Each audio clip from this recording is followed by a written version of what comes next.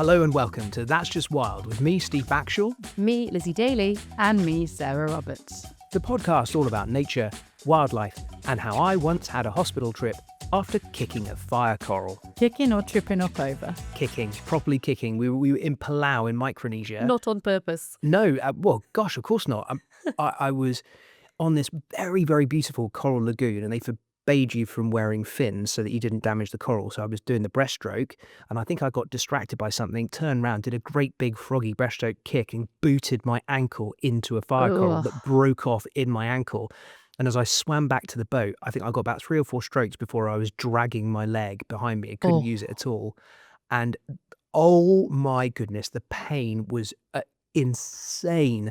But like so many marine toxins, they treated it with very, very hot water. I just sat with my foot in a bucket of hot water for about 10 hours. Oh, were you out of action, Steve? That's like one of the worst, isn't it? Oh, yeah. Very, very much so. How annoying. I remember getting fire coral on my arm once. I can't remember if I was surfing or whether I was snorkeling. It was a long time ago now, but it felt like somebody got hair straighteners and was just clamping onto my arm. For any girls listening to this, I think you'll immediately associate a certain pain with that. We've all been there. Is that something that girls do? Just try out their hair straighteners on their arms? Millennial girls, I tell you, the amount of accidents we had in our getting ready for nights out and stuff. Clipping ears, fingers. Ears. You jam your earlobe in a straightener. Yeah. Anyway, I'm right now imagining the screams and squeals from the hair straighteners, and that leads me nicely onto the topic for our chat today, because we are talking all about screamers. We're talking about animal loudmouths, the gobby animals, the noisy wildlife. Yes, exactly.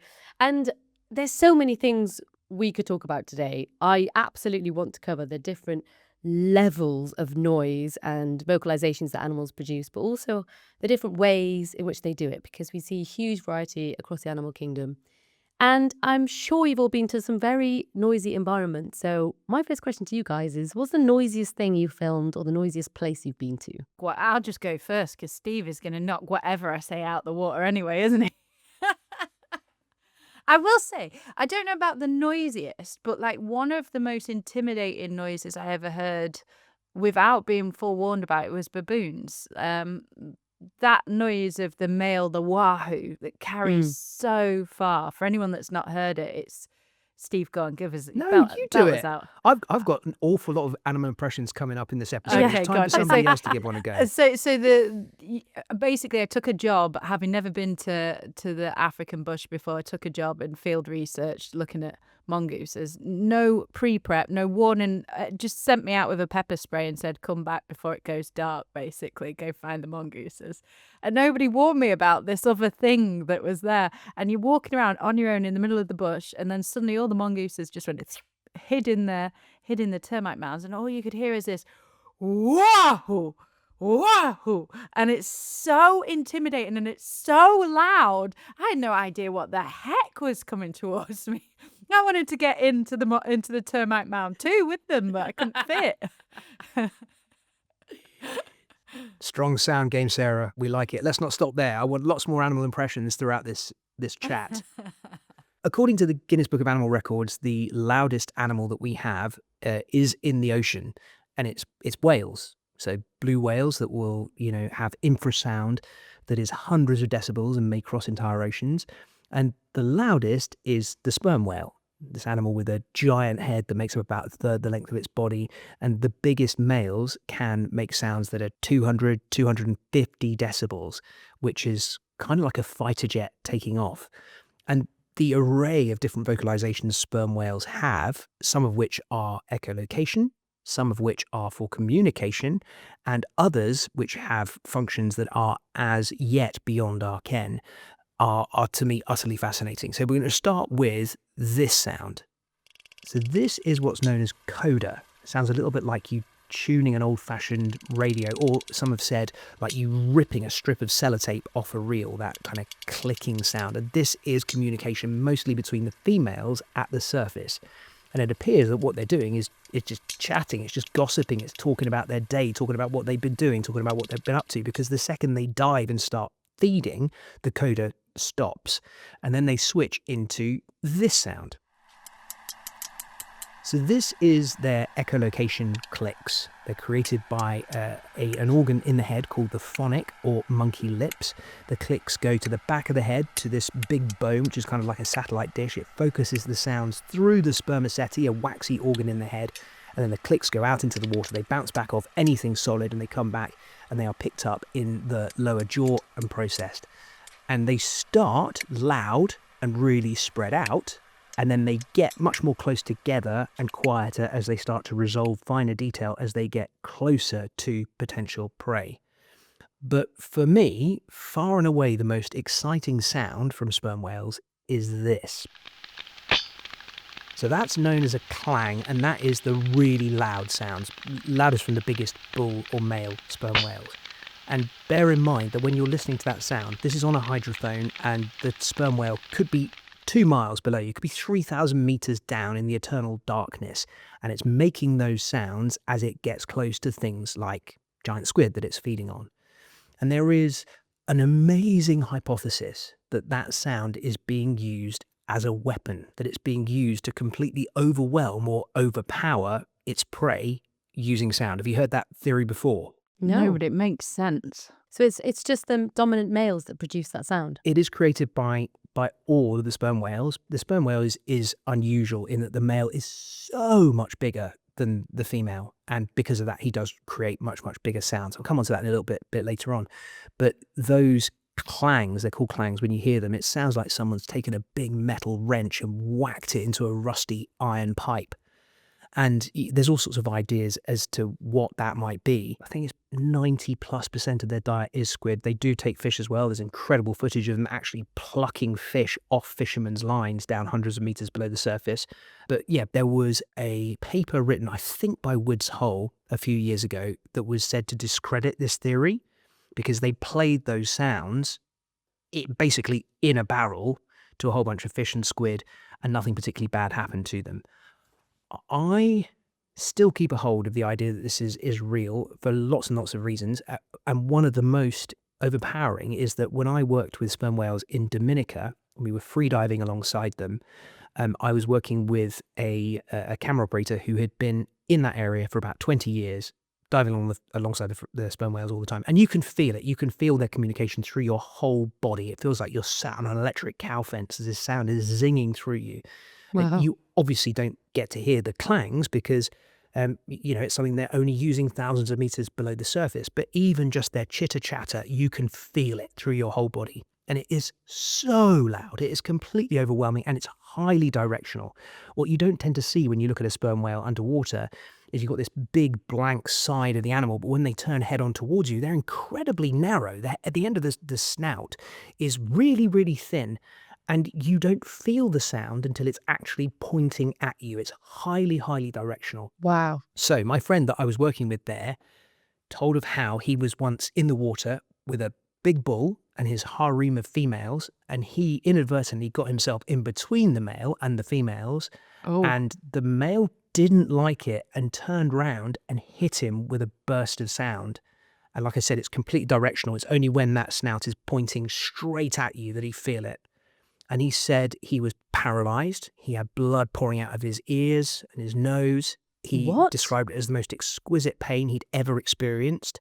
And that was Did he get up to the surface okay? He was rescued by another diver who pulled him up to the surface, saved his life. That from a teeny tiny warning blast. So I think that anyone who says, no, it's without question, this has been disproved, this hypothesis isn't true, we played some sounds to some fish in a barrel, it didn't do anything, until we've actually been down 3,000 meters below the surface in the darkness and seen a sperm whale interacting with a giant squid up close, which may or may not ever happen, I am not willing to cast that hypothesis aside, because sperm whales and sound is something very, very special. That would be such an integral adaptation as well, wouldn't it, for a sperm whale if they could stun the giant squid or colossal squid, because they've got those crazy sharp beaks they've been protecting themselves against too. Either of you ever been underwater when something really loud has happened? Yeah, well, even boats, you only need to be underwater and hear boats going overhead to feel, so you can intimidating. feel that engine. Yeah, absolutely. Yeah. I remember diving under a squid boat at night night, and they started throwing in these little half sticks of dynamite to frighten off the sea lions that were coming in to take the squid.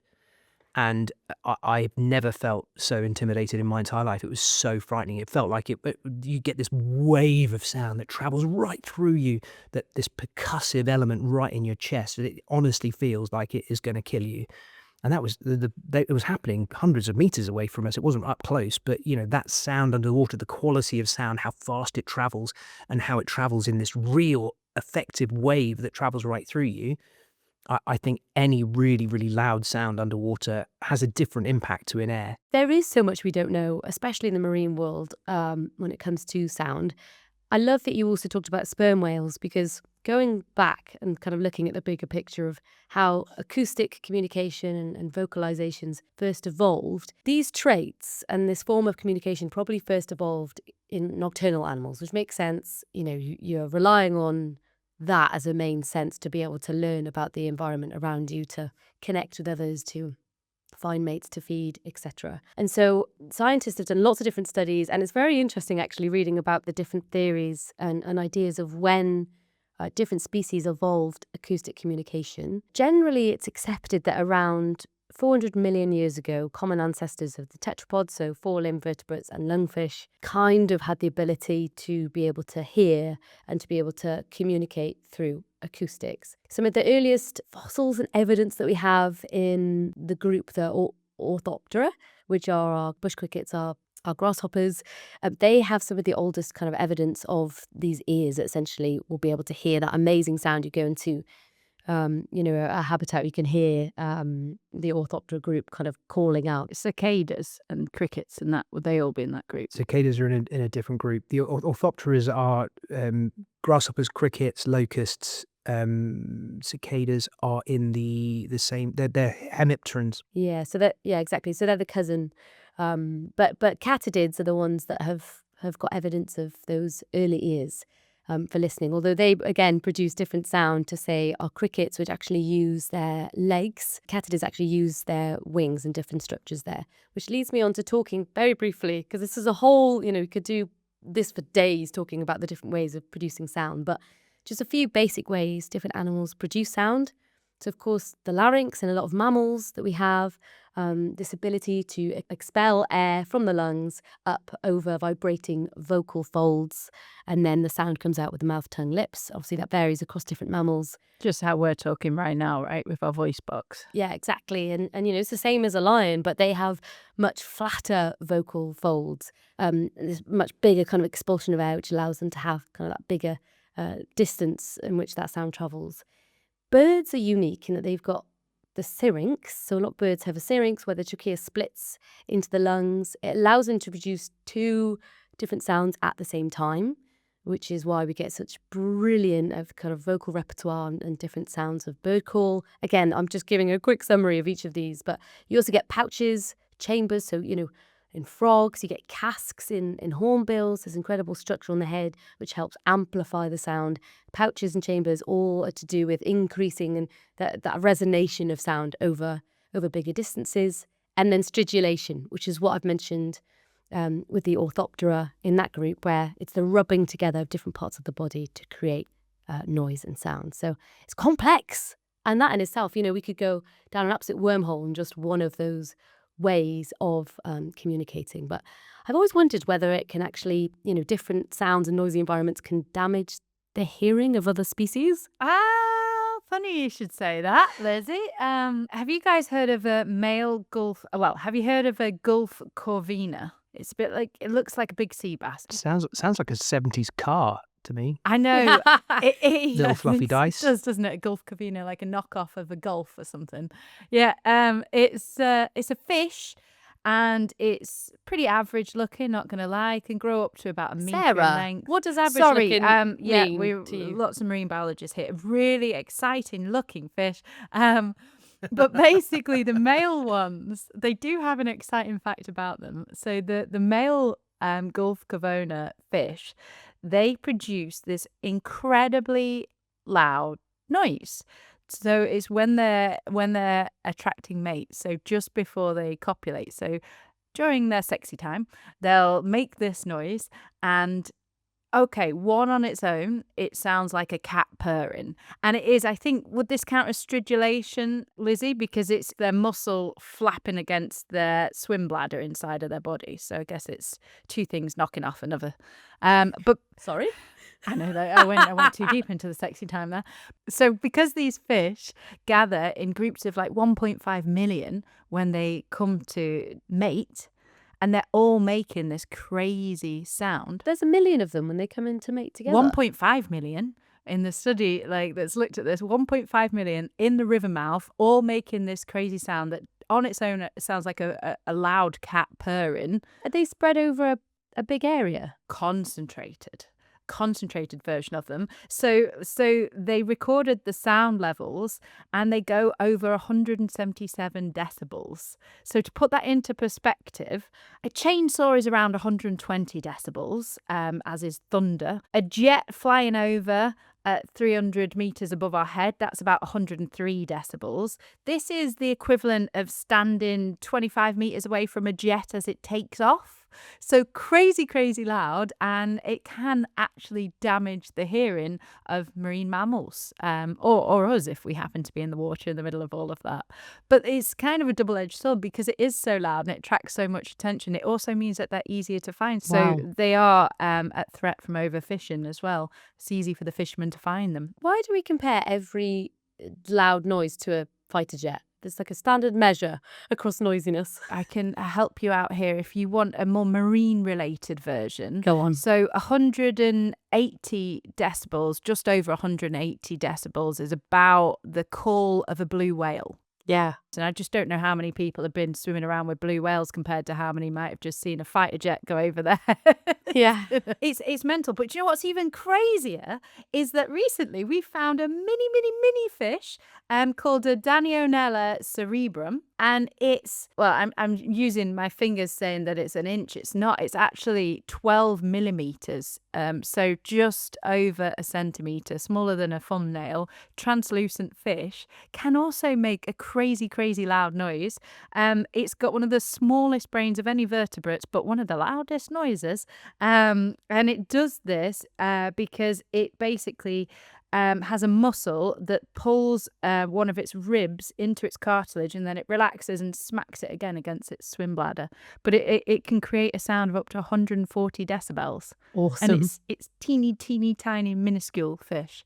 But we don't really know why they do it. We're just assuming. I mean, that for the bigger fish, that was to attract a mate. But for the little ones, we don't know if that's like trying to scare off predators or, find food. But it's equivalent to machine guns if you want a sound comparison for that. Again, love it. Military reference. Well, listen, we spent quite a lot of time underwater talking about sounds underwater, which might not be that familiar to people. I mean, people kind of think of the oceans as being the silent seas. They're not, but let's talk a little bit more about things that might feel more familiar to people, our closest cousins, the primates, because they make some of the most amazing sounds that you'll ever find anywhere on the planet, right? I mean, I'm just waiting for the examples now, Steve. I'm on tenterhooks. Okay, my favourite is from gibbons. So I would say that if you're in Southeast Asia, anyone who spends any time in the forests, last thing in the evening as the tissue of mist is forming through the trees and perhaps there's lightning crackling off in the distance, you'll hear the gibbons and it kind of goes like this.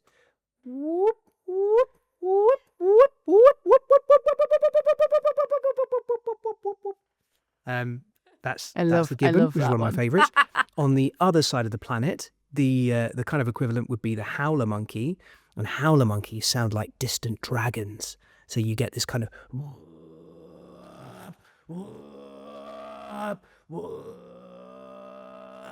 travels for miles and miles and miles. It's a really kind of sinister sound. But once you realise that it's from a monkey, all of a sudden it starts to just have a almost kind of fairy tale charm about it.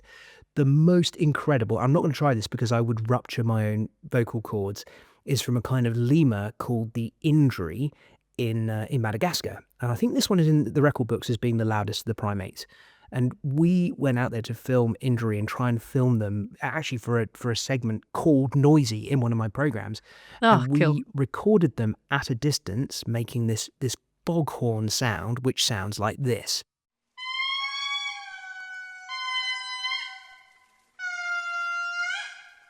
It's an utterly incredible sound.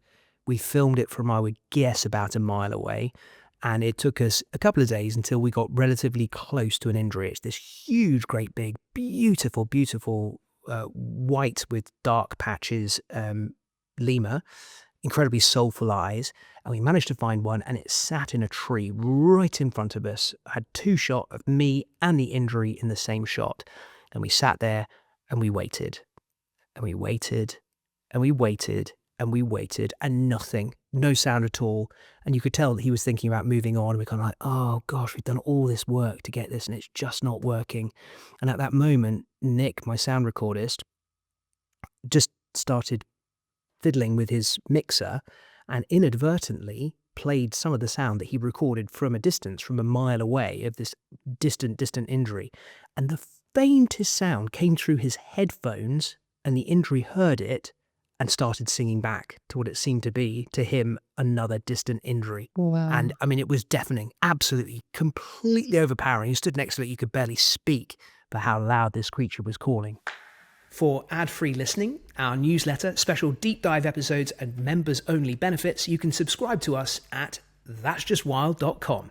Just hearing you talk, Steve, you've obviously got emotional connection with different sounds. I love the way you described howler monkeys, because I have this kind of weird love for the sound of howler monkeys, despite it being so guttural and deep and can potentially be quite frightening as a call. But it kind of reminds me of so much about the habitats that I've been in. But I was reading a really interesting paper, and I think this speaks volumes when it comes to who these people are putting this study together.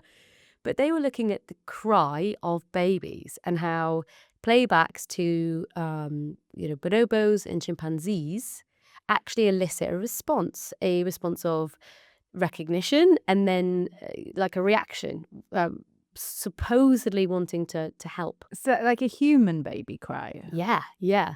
And so Steve, you've had kids. I've got a nephew. Whenever he cries, I go panic mode. I'm throwing bananas, I'm biscuits. I'm like, don't know what I'm doing. But as soon as you hear that, it's like an instinct, isn't it, to want to help and do something. This study played the sound of crying babies to Nile crocodiles and also got a response. Did they And lick in the it- lips? Yeah, probably more like a dinner bell than a response of parental care. But what's interesting about the study is that they weren't able to determine whether it was just a predatory response. So they played it out to a group of captive Nile crocodiles, and they found that more females went towards the speaker. I don't know, it's such a weird study to do, but it's actually quite interesting. They also found that some of the behaviours were just kind of moving towards the output and the sound of the cry. And in it, in the study, they actually talk about not really knowing whether it is for, just trying to understand the behaviour and association with the sound, which kind of their young would make, which is slightly more high pitched as well. Steve, do you fancy doing an impression on that one? Oh, yeah. It just looks wrong. There's something so wrong about that. After we had our first child and Helen was breastfeeding, she'd just come back from hospital. We were kind of lying there, absolutely crashed out, hadn't slept for God knows how long. And Logan started crying in the next room, and Helen sprayed me down like a fire hydrant because the reaction to hearing the baby cry was just milk. And under extreme pressure, I was jet washed with human milk. Oh my I God. love it. Funny. Moving swiftly on. There's one primate call that I missed out, actually, which I should do an impression of, but it's the long call of the chimpanzee, which I'm sure you'll be familiar with, and kind of goes, "Ooh, ooh, ooh, ooh, ooh, ooh, ah, ah, ah." You know that one? Yeah. Yeah. And when you're stood up close to it, it is the most chilling, menacing sound you'll ever hear. It's utterly terrifying and deeply primeval. It all of a sudden makes you transported back in time to having been a caveman. This extraordinary sound from our closest living relative. And even though there's so much about them that looks so human, they make that sound and all of a sudden you are just transported back in time. It is creepy as. Well, it's funny, Lizzie, that you were talking about playback experiments, because I wanted to talk a little bit about a playback experiment as well. And this was from a study by the University of Western Ontario. And it's quite an interesting one because the scientists that were involved in this had already previously done a study, and they had sort of realized that the fear of predators can cause a species decline, just the fear of predators alone. So they wanted to figure out which predators were the scariest. And they did this in Kruger National Park, where you do get a little bit of poaching, a very small amount of hunting, but you mostly get phototourism.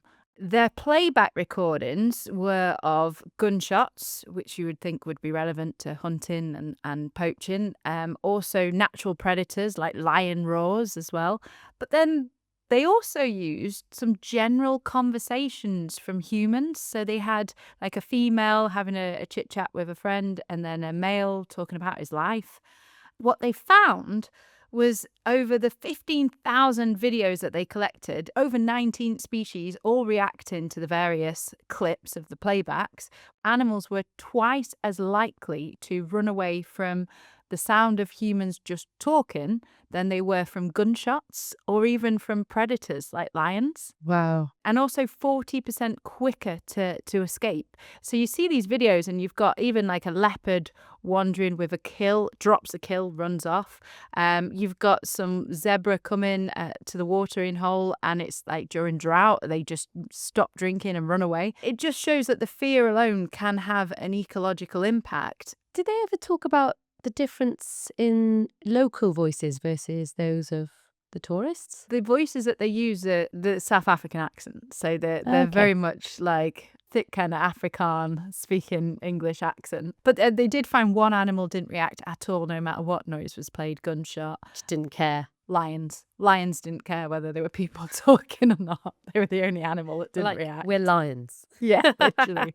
What do you want us to do with that? So you're talking about sounds that are being played there artificially to repel animals.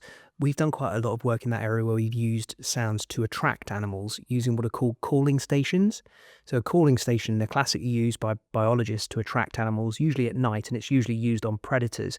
And there's a whole array of different sounds that you can use to bring predators in, one of which is the cackles and laughs of hyenas. Those are classically exhibited around a carcass, around prey, and that can attract in all kinds of things from a big distance away.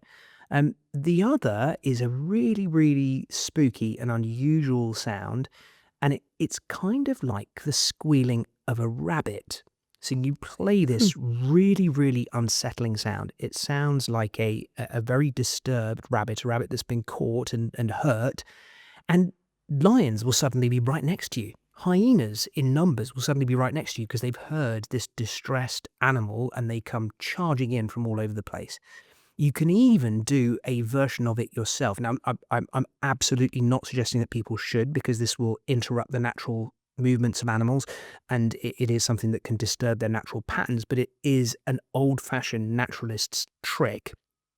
And it's quite simply putting your lips to the back of your hand. It's called squeaking, and it is emulating the sound a rabbit makes when it's in distress. And it kind of goes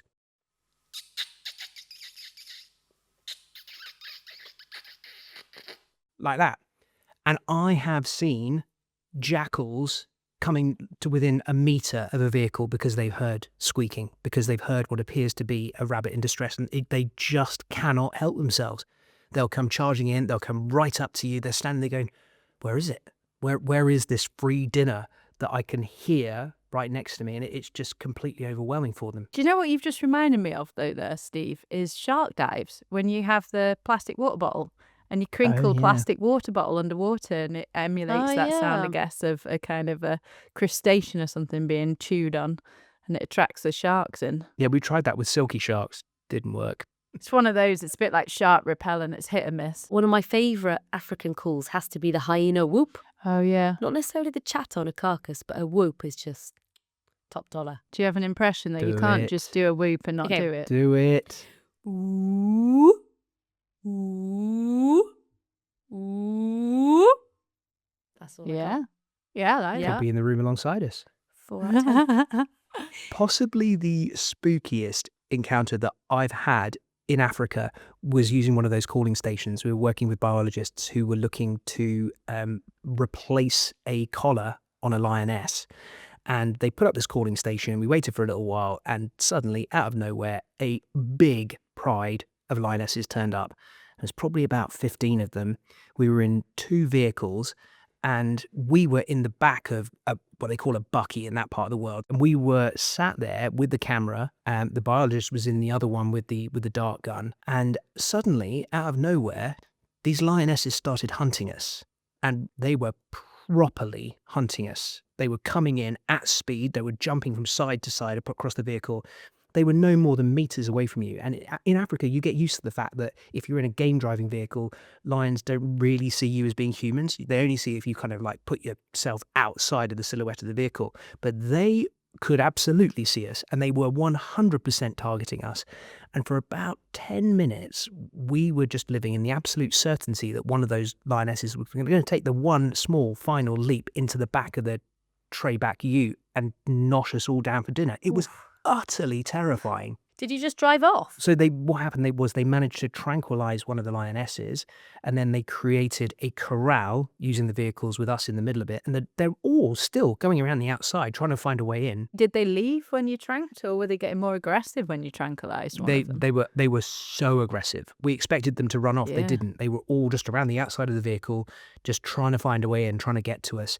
While we worked on, and they had never worked faster on an animal to get this collar off and get the new one back on again. They were working like lightning because the others were trying to get to us while we were in there with this creature crashed out on the ground. It did, though, give me the opportunity to hold a lioness's paw in my hands. Oh, they're so heavy, aren't they? Wow. Lions' paws are insane. It's quite something. I remember feeling a male one, and you're looking at how big the head, and you're like, are you sure that this isn't going to wear off? Are you sure it's not going to come back round?